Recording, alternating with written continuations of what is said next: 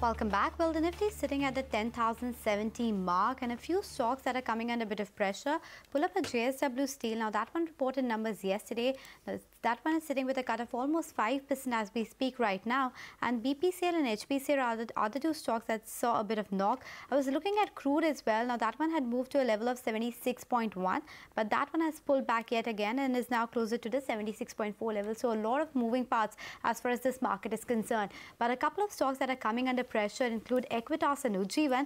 They tank and trade today after RBI rules out IPO exemption to small finance banks. Let's get in Lata Venkatesh to know what it means for both these companies. Lata, explain us what is happening with these two counters. Fall in the stocks is because an expected forbearance did not come. The rules were always the same and the RBI merely reiterates those rules. The rule is that a holding company sets up the bank.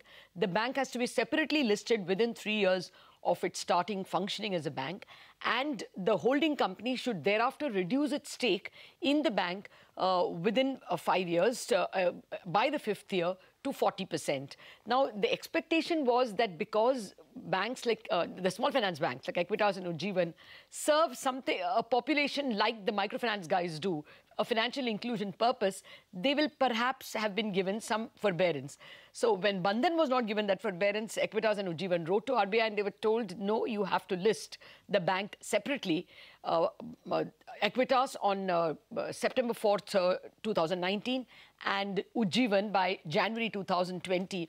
The companies were hoping that since they set up the non-operative holding company only to house the bank, they would be excused, but no such luck.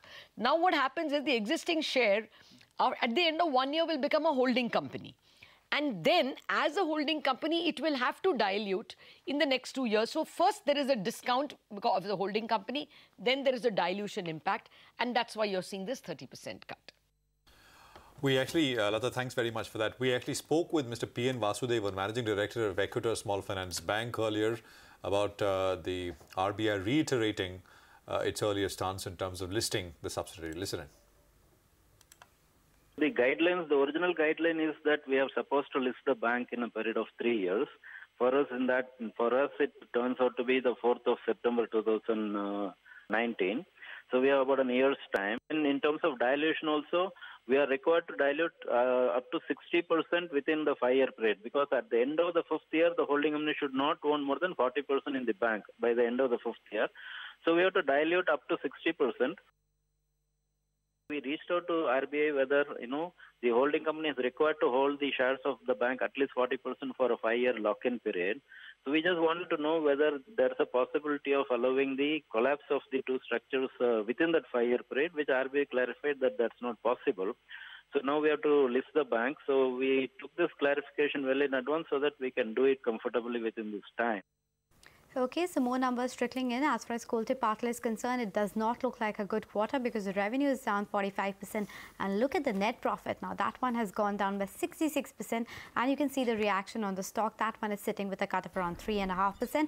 And keep an eye on the Midcap index as well, because remember, that one was earlier outperforming, but now that has plunged into the red and is sitting with a cut of around 30 points. Let's take a short break, come back, we'll discuss more on the markets, and a whole host of companies are due to declare earnings today as well. We'll get you the key expectations on the other side.